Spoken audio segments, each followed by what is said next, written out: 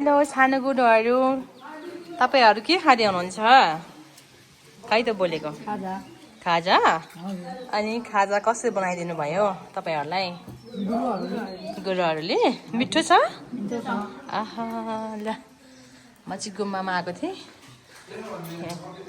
सानो गुरुहरू खाजा खाँदै हुनुहुन्छ। अनि तपाईँहरू के खाँदै हुनुहुन्छ? खै त खाजा खाँदै हो? मिठो छ? खाइसक्नु भयो?